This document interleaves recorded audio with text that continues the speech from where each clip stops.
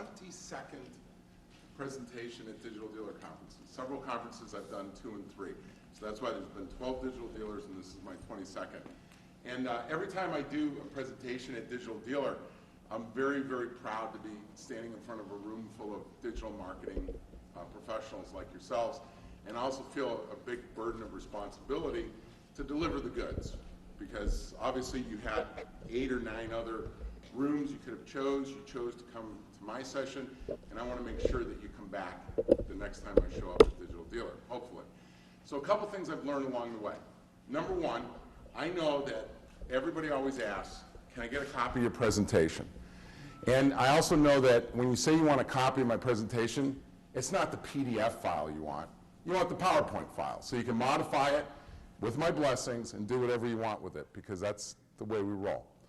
So at the end of my presentation today, the very last slide, I've got several links to resources. And these are URLs I set up last night, so it's all brand new.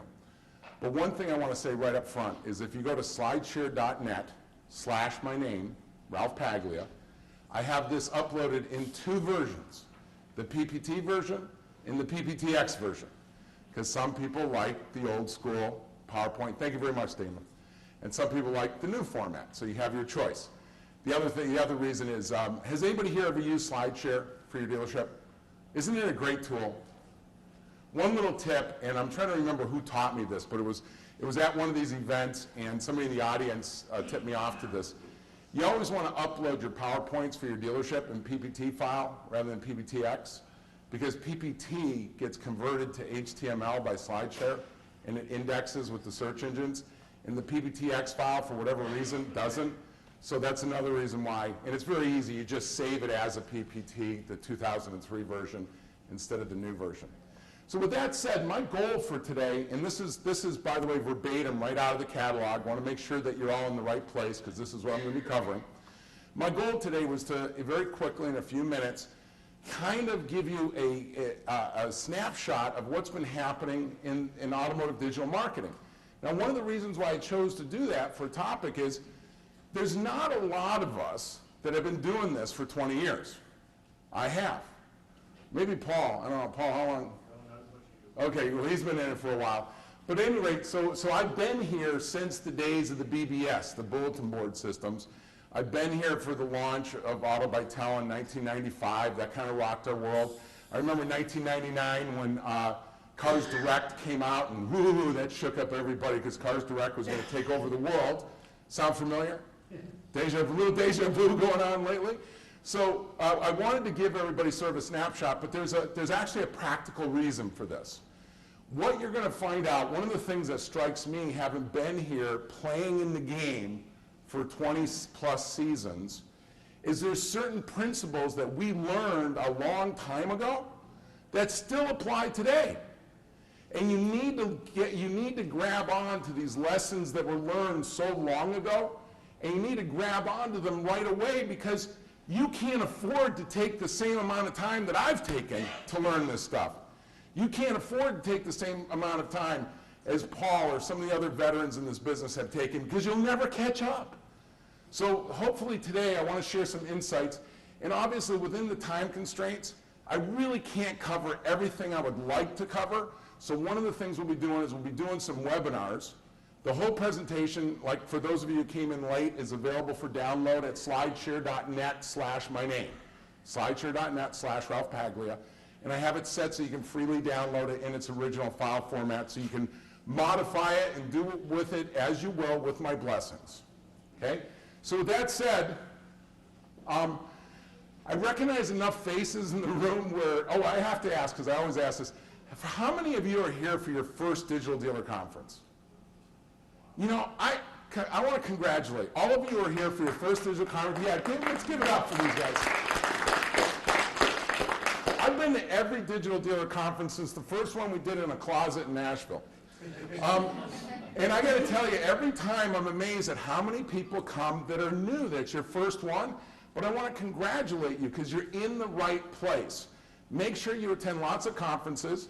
I highly recommend April Rain's instructions for surviving Digital Dealer Conference, which is posted on automotivedigitalmarketing.com. And the bottom line is, you got to give yourself a curfew so you can make those early morning sessions, okay? So for all you newbies out there, I've been doing this for a while. I've been around the block. I don't claim to be the smartest digital marketer on the planet, but I've probably been doing it longer than most people. And I've been exposed to every cockamamie new idea that's ever come out that's going to change the way we sell cars, okay? So I may not be the most expensive model on the used car lot, but I definitely have the most miles. And that goes in several different matters. So if you want to see my resume, go to LinkedIn. And by the way, thank you for everybody who's giving me recommendations. Okay, so let's get to the meat of the matter. I had a lot of fun putting this together, the timelines, because for me, this isn't history. For me, this is like yesterday. For example, it doesn't seem like that long ago. If you look up here, this blue arrow, and I think one of these is a laser pointer. Yeah. This is really embarrassing to say this for a lot of you, but in 1986, I was taking my stock cards and uploading inventory to bulletin board systems for defense contractors in San Diego, and man, we were selling cars. We were selling cars, and nobody knew how I was doing it, and I kept it a secret as long as I could. So moving on past then, the official launch of the internet public face, and this timeline shows 1990, but the reality was there was a company called CompuServe. And in 1986, you could be a charter member and get internet access. So enough of the ancient history. Moving on up here, 1994 was the first time we saw any e-commerce, people putting credit cards online. 1995 was a huge year for both e-commerce in general and for the auto industry. Can anybody tell me now, there's a lot of stuff on here, Amazon, Yahoo, eBay, MSN, Buy.com, but look up here. Anybody remember when Automotive launched? Okay, because you were too young. You were still going to grammar school. Well, when Automotive launched, they were going to change the world. And as a matter of fact, I drank the Kool-Aid and I ran around the country setting up internet departments for Automotive. In 1997 or 98, Cobalt launched. And in late 1998 and going into 99, we launched a company called Cybercar. Cybercar was a remarkable experience. Anybody here ever hear of Cybercar from half a car? Okay, remarkable experience, remarkable company. A few veterans in the room. In 1999, we had the launch of Cars Direct. Anybody here remember when Cars Direct launched? What was Cars Direct going to eliminate? Dealers. Cars Direct mission was, you don't need to buy a car from a car dealer. You can purchase your vehicle through Cars Direct, save money, and have a better experience. Anybody got a little deja vu going on? Okay, so we all know what happened there, right? So then the response from Cars Direct, and this is a very important milestone. If how many people here sell Fords? Any people here sell Fords? Okay. So I want to point something out to you guys. I've worked with most of the major car companies. Ford, by far, is the most advanced when it comes to automotive digital marketing. They got a head start, but it was interesting why. Ford Direct was launched in direct response to what? Cars Direct. So the creation of Cars Direct is what spawned the creation of Ford Direct. And Ford Direct was actually created with the idea that they were going to help dealers sell cars directly on the internet, complete transactions. So with all that said, we have a whole bunch of other cool things. I remember in 2004, I was working for Reynolds & Reynolds, and somebody came to me from HR and said, Ralph, you need to get on LinkedIn. I thought that meant I was getting fired. But anyway, I joined LinkedIn when there was like 55,000 members, and I consider it a very valuable tool. In 2005, and I really wanted to point this out because now we're getting up into the current, we're getting close to the current period. In 2005 was the first year that car dealers started experimenting with something called behavioral targeting. Have anybody here, raise your hand if you ever heard of BT, behavioral targeting. Blows my mind that so many of you have heard of it. So I had the privilege of being the first person crazy enough to buy behavioral targeting at the dealership level, which I did from Courtesy Chevrolet in Phoenix in 2005. And it was one of those deals where I had to buy 4 states. I couldn't even get it geo-targeted to my city, but I was that whacked out where I wanted to do it so bad. I bought Nevada, Colorado, Arizona, and California, or Arizona, New Mexico, Colorado, and Nevada because that's all Dakota would sell me. So behavioral targeting has come a long way since then, but that's when dealers started using it. In 2006, we had a little blip. Anybody ever hear of something called Facebook? I remember when I came to an NADA, not that long ago, NADA in 2008. Now 2008 is not ancient history, right? I remember getting a bag at a meeting that said MySpace on it. And when I carried that bag on the plane home, everybody was asking me, ooh, where'd you get the MySpace gym bag?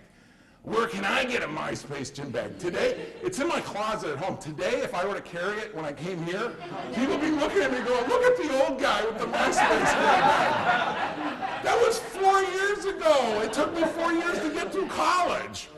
I mean, it's amazing how things have changed. It really is.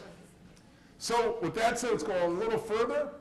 Now, man, boy, this looks like alphabet soup, and I apologize because I know most of you can't read what's on here. But again, download the presentation. You can study it and have fun with it. This would be great, by the way, for Trivial Pursuit. Okay? But there's a couple things along the way I want to point out. Info out websites. In 2000, what was the name of the game? Put our information on dealer websites, or wherever you can get it, and we were pushing information out, weren't we, in 2000? And the more we could push out, Rob, the better, right? If I could get more out than the next guy, I would sell more cars. So that was a big deal. Then, going towards the end of 2000, what did we see happening? Remember something about the dot-com bubble bursting? Remember that whole deal? I remember walking into dealerships in 2000, early 2001, and I had dealers. And John, I bet you remember this. I don't have to pay attention to the internet because the dot-com bubble burst. Anybody remember hearing stuff like that? Where the dealers would say, hey, the dot-com bubble burst. I don't have to have an internet sales team anymore. So we went through that. Traditional markets were threatened. And then there was something that came along the way, discussion forums. Has anybody here ever posted a comment or read a blog post or gotten involved on a discussion forum? I'm going to suggest to all of you that that is like a big hidden, it's kind of like an iceberg. There's so much below the waterline on these discussion forums. And in 2001 is when they really started rolling. Then, how about, does anybody remember this? Anybody remember buying film, getting pictures developed? How about today? You know what I love about digital? The hardest thing to get used to is take as many pictures as you want. The crappy ones we'll just delete, right? And you see somebody going, I got to get everything just right before I snap the picture. What is that a remnant of? Film. Film. Because I don't want to have to, I only got 18 pictures on a roll. I can't waste any. Now we buy a 16 gigabyte memory card that'll hold 6,000 pictures on our little digital camera. Or better yet, we do it with our cell phone. I think I've got 5,000 pictures right now on my cell phone. So that changed everything. Then there was a concept that happened, and I was working at Reynolds and Reynolds when this concept really got popular. Has anybody here ever heard the term used, integration? Boy, did that anybody have any nightmares? AJ, I bet you've had nightmares about that. Integration is one of those concepts where everybody loves to use that term. Very few of us could define it if we really had to, except for maybe a noob. A noob, I think you might understand integration at a deep technical level. All right, but integration became a big deal, and it still is to this day. How about search dominance up here? How many of you have lost sleep over Google reviews disappearing? Has anybody here been beat up by their dealer principal? I was in Miami a couple of weeks ago. Mario Morgado Sr., not Junior, because Junior's a heck of a nice guy. Mario Morgado Sr. is kind of scary. I mean, I would say that to him if he was in the room. I respect him, but he's a little scary. He comes in and says, Paglia, 1,700 reviews, gone, like that. Do you know what that makes us look like? It makes us look like we've been caught doing something wrong. You got to fix this right away. And I'm sitting there going, I don't own Google. I don't even work for Google. Why am I being held accountable for this? You know why? And have any of you ever felt that way? Why am I being held accountable for something Google does? It's because it's the first thing digital that has really taken mind share at the dealer level. I talk to dealers all the time that know nothing about automotive digital marketing, but they know Google. And they know that their listing better be correct. And they know when they get reviews, they better be there tomorrow. So that's what happened there. Analytics. How many of you study analytics on a regular basis? Anybody here look at reports? How many of you have heard the term unique visitor? Come on. That few? How many of you have heard the term click? Okay, the rest of you are asleep, because I know you've heard that term. Analytics has created a whole new language within the auto industry.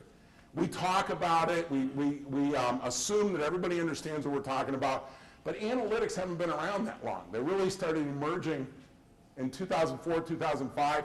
We used to spend a lot of money for analytics. Mauro, remember how much, what was it, Omniture, Site Catalyst, stuff like that? Remember how much that stuff cost? It was like $1,500 a month for an analytics package. Today, how much does Google Analytics cost? It's free, and it's probably some of the best analytics you'll ever get. So has the world changed? Tagging. Anybody here know what tagging means? Tagging is real important, everybody. If you don't know what it means, I'm not going to cover it today. You need to look it up outside of this session. You need to learn all about tagging. RSS and widgets. Anybody here play around with RSS feeds and widgets? Okay, do more of that. John, I'm so glad you raised your hand, because I would have been upset if you had. Customer experience, not that it was a new concept, but what do you think this is referring to around 2007? Where was this customer experience showing up? Reviews, ratings, comments, blog posts. And man, did that open up a whole Pandora's box or what? As soon as consumers figured out that somebody was paying attention, what happens? They all got something to say, right? So, I mean, you're going to find out later in my presentation, we're going to talk about the future, where we're going with that. Google, enough said. I'm not going to talk too much about that. Social networking. Really, social networking came into its own in 2007 when the race became, when was Facebook going to overtake MySpace? And that really kind of got the whole social networking ball rolling. And what a snowball it's become, hasn't it? Because it's gotten pretty big. Rob, how important are videos on social media? Very important. Do they affect how many cars we're going to sell? So, I mean, what a world that we've walked into in the last few years. Geotagging, very important, emerged. 100 million YouTube clips with 1 billion views per day in 2008. When was YouTube launched? 2006. In 2 years, they went to 100 billion clips a day. 100 million clips a day and 1 billion views per day. And that was in 2008. That number is bigger now. And then in 2008, which also was a big year, like 2005 was a big year, Web 2.0 pushes user expectations and challenges traditional markets. A little more deja vu. Remember challenging traditional markets in 1999 and 2000? There's a pattern going on here, and you can learn from this pattern. Social net aggregation tools like Dig and Delicious, and now even Facebook. How many of you have ever pushed a link to your Facebook wall? Anybody here ever push a link? Okay, and isn't it cool the way it populates? It picks a picture right off that page and takes like the first 200 characters. And then you get to write a little piece on top of it. Big. This is going to change the way people decide to purchase cars. Technology convergence. What we mean by that, technology convergence, is whether you use an iPad, an iPhone, a Droid, a laptop, a PC, you're going to the same places. So you have a lot of different technology formats, all converging. So this is the extension of that previous timeline. A couple notable things I wanted to mention. Ford launched very quietly in late 2007, going into 2008, the first digital advertising program for dealers. Since then, Cobalt has launched it for GM dealers, And it's snowballed again, bigger and bigger. There's the GM launch right there. All these different companies emerging. As far as what's going on in the future, most of you, if I say the Minority Report, how many of you know what I'm referring to?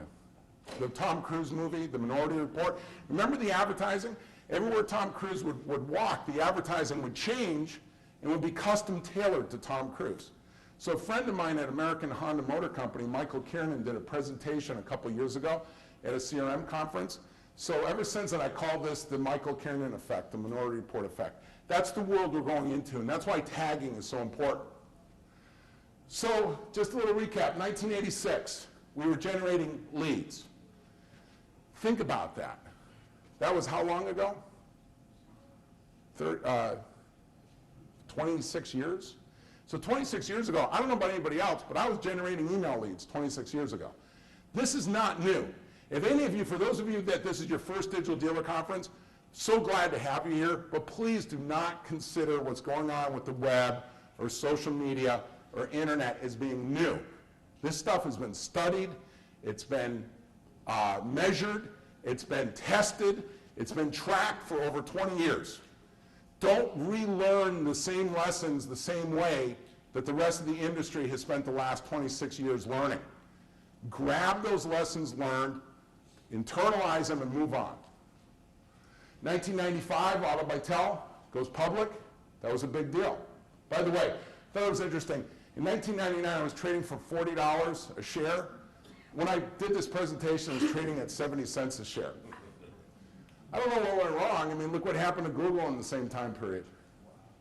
Cars Direct, launched in '98 by Scott Painter. This was, whether you like Cars Direct or not, you have to give them credit on transforming the auto industry. They shook everything up. They were a disruption.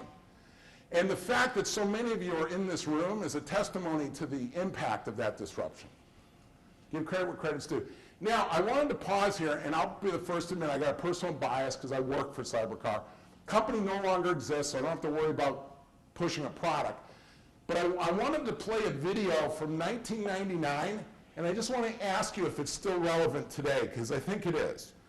The first 30 seconds are kind of a waste, but then from there I think you'll like it.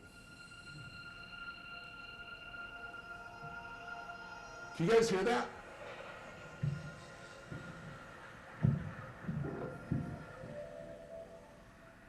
Cybercar is an international training and technology company that has over 250 full-time consultants that serve over 4,000 Can you all hear it? dealerships in 18 countries. This allows us to collect truckloads of information and insight that we deliver to your dealership. So this first part is the propaganda trailer, the intro. This is where it gets interesting. What we learned is that car dealers and salespeople are irreplaceable. The second thing we learned is that Whoops.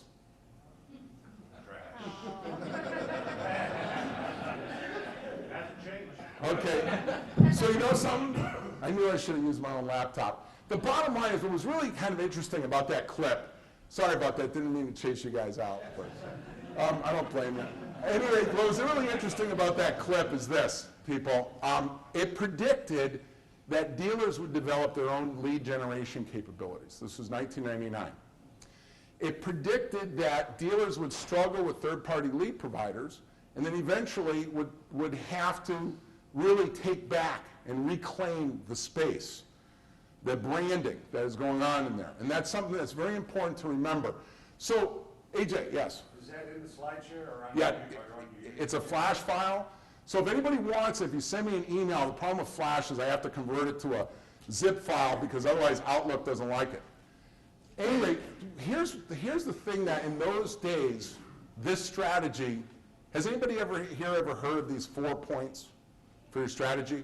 Traffic, interaction or engagement, you better raise your hand, brother. Process, and then sales, or what I like to refer to as showroom.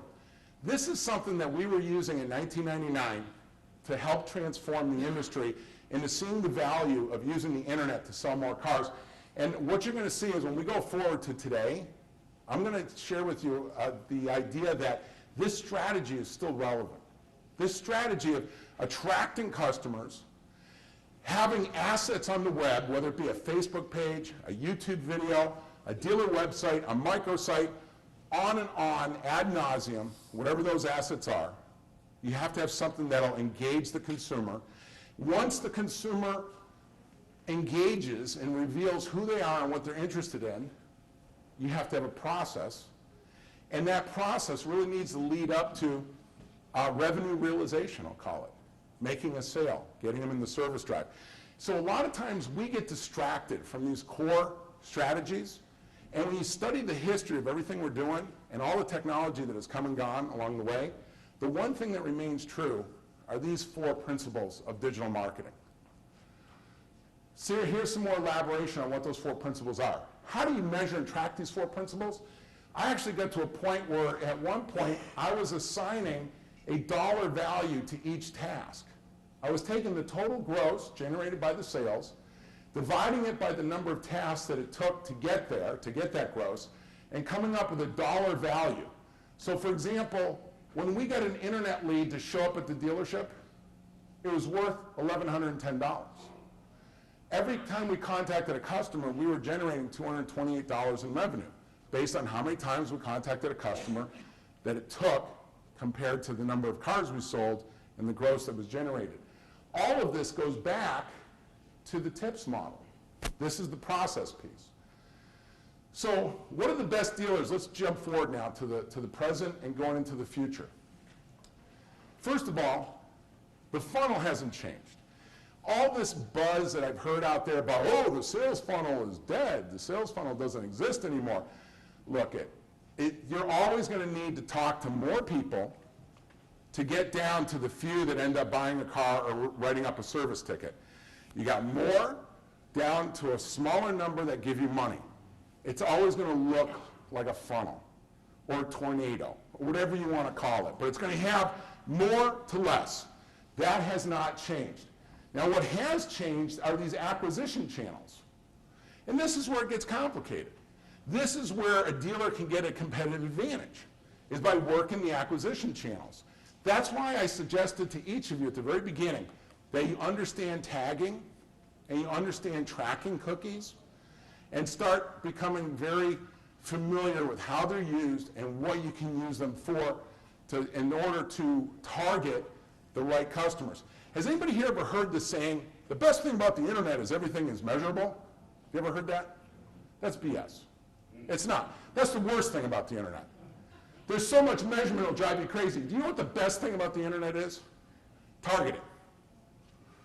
We can go out there and we can find people that are in the market for a car or are considering getting their car serviced, and we can target them a lot easier than we could in the past.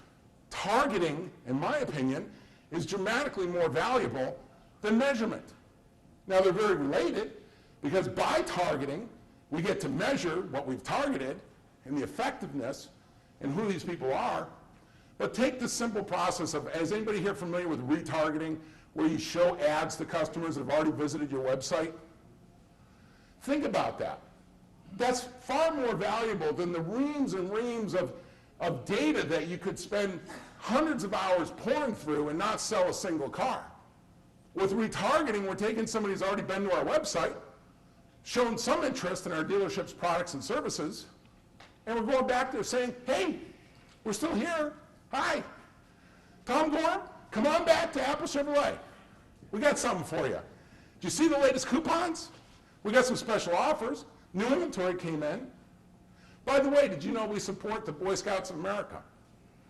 You know, there's all kinds of things you can do with targeting. So acquisition channels are determined not just by the channels themselves, but by the targeting capability within these acquisition channels. Getting people to your website, getting them to fill out lead forms, buy stuff, fill out a service appointment, generates leads, which comes down to customers. That's the modern funnel. It's not much different than the old funnel. So what does that come down to? That all this targeting? Today, the best dealers are learning about things like having ad server platforms that hold the networks and the websites accountable. So you can put your ads on an independent platform like Google AdWords is an ad serving platform, They bought DoubleClick a few years ago. Microsoft has a platform called Atlas. That's what my team uses. These platforms, when the network tries to bill us for 100,000 impressions, the platform says, 20,000 of those were beatbacks. You're only getting paid for 80,000. So this type of technology is really enabling us by holding the publishers and networks accountable, including the search engines, ensuring that we're not paying for more than one click for the same customer. So they're important to all of us that are in this business. The targeting methodology, this is the sweet spot. This is where the internet becomes very valuable to car dealers. The ability to target based on contextual behavior. Behavior is which websites are they visiting and what are they doing. Demographic targeting, geographic targeting, because we really aren't interested in, you know what my main gripe with SEO is, what kind of geo-targeting do you get with SEO? Zero. What I like about actual advertising is you get geo-targeting. You get to say, I want this ad to show up in this market, but you know, over here in Lubbock, we're going to run a different ad. In Amarillo, we're going to run a different ad. So geographic targeting is important. Retargeting, I just mentioned. And then performance-based results that are attributable to the targeting methods coming from the tagging, which is tracked by the ad server platform. You can do this, by the way. If any of you think this is too complicated, it's not.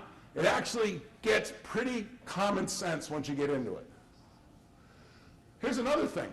A few years ago, I used to run around to dealers that would pay anywhere from $1,800 to $2,400 a day to have me come into their dealerships and help them set up their internet marketing. Today, you can go to automotivedigitalmarketing.com, Dealer Elite, Driving Sales, Dealer Refresh, any number of sites, and get thousands and thousands of dollars of free consulting services right there for the taking. So it's really democratized the distribution of information. You no longer have to wait for some consultant to show up at your dealership. That's why I had to get a new job. But so now you can get it for free. Look at some of these articles, readily available from people that are doing it every day. Just like coming to one of these conferences, you can extend the benefit beyond that. Social media marketing, made possible by the advent of customer engagement technologies on massive levels. So this chart, for the sake of time, I'm not going to go through all of this, but this is a timeline on the history of social media as far as using it on the internet, because I would submit that, you know those cave paintings in France from like 10,000 years ago? That was social media. When I was growing up, we used to do we had our own version of tagging. You know what it was? I grew up in Buffalo, New York. You know what our version of tagging was? We did it with spray paint. It was graffiti. It was social media. It was social media. So that continues to grow. So how do you make it work for your dealership? In a nutshell, look, there's a lot of stuff out there, but the dealer of the future is going to have this figured out. Number one, you have to have places where you originate content. You can't do social media and be successful without content. Content can be videos, it can be pictures, it can be articles that you write, blog posts, it can be all manner of mediums, but you have to get in the business of creating content in this day and age. I'm looking at Rob Fontano because I consider him one of the content masters. Rob, how important is content today? Content is everything. It always has been and everything. It really has. How important is your inventory? Because your inventory is content. How important are customer reviews of their experience at your dealership? Because guess what? Customer reviews are what they call user-generated what? Content. So you need places for the content to go, to reside, and then from there you have to set up automated distribution. I call it spokes. This is a hub. These are spokes. So that you post the content once and it distributes through RSS feeds and applications and widgets that you've set up once so that it automatically distributes. When I go to PenskeCommunity.com and post that Helio Castroneves, I know I'm saying it wrong, that he won a Formula One race, I post it in one place, it appears in 18 other places simultaneously. That's content syndication. Now, why would you even do that? Because what happens is that content contains links to where? Back to your e-commerce site. So what content is the boomerang of the internet. Content is what you're throwing out there to bring customers back. Have you ever seen an Australian Aborigine use a boomerang to hunt? That's what content is. It's the internet version of a boomerang. You're throwing it out there, and it's going to turn around and come back, and it's going to bring dinner. Now, there's one other thing. Directories. Man, is this a painful subject. Directories. I'm not going to spend a lot of time on this. Get with a service. Get with a directory management service. I've used ubl.org. I've used NOAM. They're all out. There's all kinds of them. Local Ease. There's a bunch of them out there. But get your dealership's information consolidated into one centralized directory management service. Pay them $300 a year, whatever they charge. And that way your Yahoo business listing, your Google Places, all these other business directories have the right darn phone numbers and the right hours and the right links. The main thing that I get from directories are phone calls. Directories make the phone ring, even more so than traffic. So how does this really look in real world? Getting down a little more granular. When you get reviews, you can get reviews in multiple places. You should have one website where you own the review content. I know of two that do it. I'm sure there's more ways to do it. You can do it yourself. But Presta Reviews, Business Radar, a couple of suppliers that'll set you up with your own review websites that are credible and get indexed well.